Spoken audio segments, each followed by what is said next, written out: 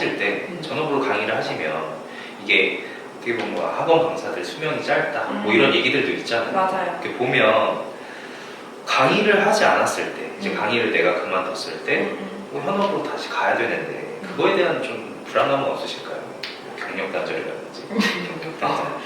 그쵸. 네. 네, 맞아요. 근데 저는 어쨌든 처음에 시작을 할 때도 그런 불안한 요소들이 있다는 걸 알고 시작했거든요. 그러니까 네. 전업 강사가 되자라는 마음을 먹었을 때부터 나는 여기서 뭔가를 이루지 않으면 이제 돌아갈 곳이 없다라는 생각을 항상 했어요. 그러니까 이 상황에서 현업으로 가가지고 지금 당장 투입되기에는 살짝 어려운 점이 있기 때문에 이제 그런 어려움은 아직까지 남아있는 것 같고요. 두려움이라고 할까요? 또 한편으로 생각을 하자면 뭐 그런 상황이 만약에 발생을 해서 내가 현업을 뛰어야 된다면 하면 되지. 힘들긴 하겠지만 뭐 이제 굶을 수 있겠죠. 네, 하면 되지라는 생각이 있고 근데 이제 현재는 현업에 돌아갈 생각보다는 만약에 강사로서 열심히 내가 이루고 싶은 것들 다 이루고 더 이상 나를 찾아주는 사람이 없다는 생각이 든다면 저는 지금은 이제 연구를 또 나름 열심히 하고 있거든, 대학원에서. 네. 그래서 좀 연구자로서의 마무리를 하지 않을까 라는 계획을 가지고 있습니다. 그러면 이 강의를 하시면서 느끼는 어떤 고충이 뭐가 있을까요? 고충, 제가 아까 말씀드렸다시피 부담감 좀 있고 그다음에 이게 어떤 부담감이냐면 예를 들어서 이제 노무사 2차 시험 같은 경우에는 시험에 출제되는 쟁점들이 몇 개 없잖아요. 그렇죠. 그렇다 보니까 내가 중요하다라고 말한 쟁점이 출제되면 이제 수험생들이 좀 부담감을 덜 안고 시험을 볼 수가 있으니까 쉽게 말해서 이 문제를 찍어놓느냐 그거에 대한 부담감은 항상 있고 그래서 저는 진짜 시험 당일날 저도 잠을 못 자요. 밤 같이 새.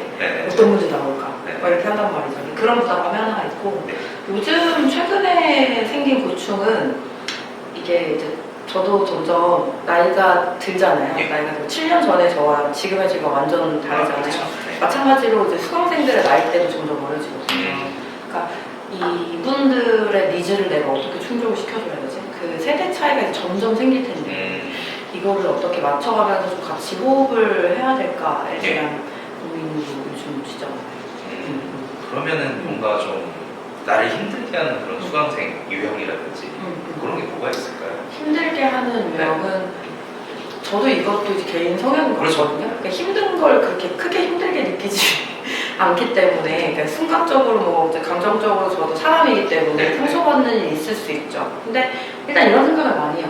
수험생이기 이전에 내가 선생이기 이전에 고객이다라는 생각을 하기 때문에 고객이 나한테 상처를 준다라고 해도 어쨌든 내가 이 서비스를 제공해야 되는 사람이기 때문에 그 부분에서 좀 감내해야 되는 상황은 있는 것 같고 근데 좀 이럴 때는 힘들어요.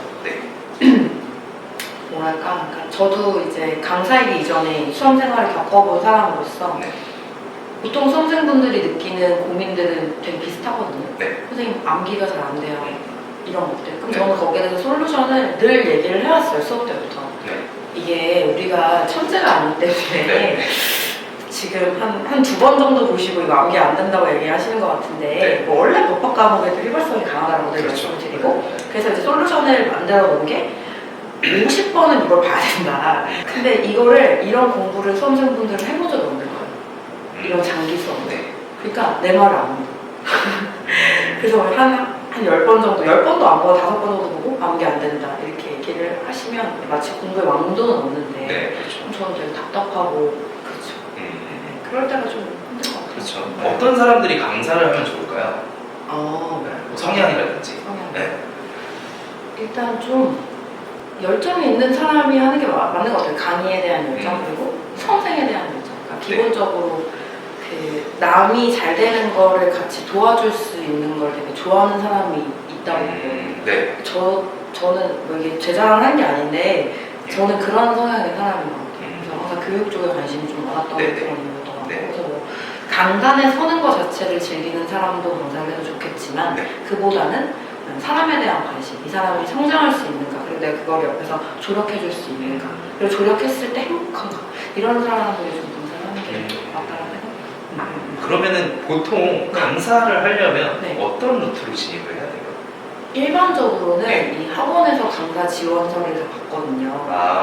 네. 그래서 학원에 컨택을 하셔가지고 네. 내가 이러이러한 이력이 있고 강의를 하고 싶다라고 지원서를 보내시면 학원에서 예. 이거를 쭉 본 다음에 아마 컨택을 할 거예요. 연락을 할 거예요. 그래서 시강을 한번 해봐라. 시연을. 네네네. 그래서 시연을 했을 때 괜찮으면 이제 학원 측에서 오퍼를 받는 거고.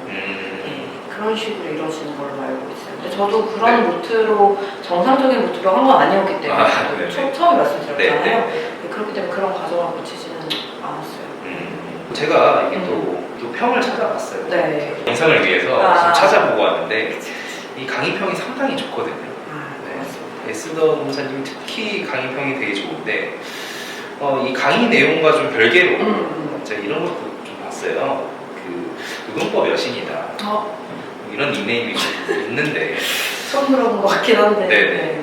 이게 한간에는 네. 그 본인이 이거 직접 구성해서 올리신다라는 그런 얘기도 있거든요. 네. 진짜. 강의 연구만큼이나 이거에 네. 많은 시간을 할애하신다고. 힘들어요. 네. 인정하시는 거. 보내기 힘드네요. 네네. 그리고 32기 시험이죠. 네. 32기 시험. 이 32기 시험을 준비하시는 수험생들에게 좀 어떤 팁, 올해의 트렌드는 이거다. 좀 말씀해 주신다면. 일단 팁이라고 할 거는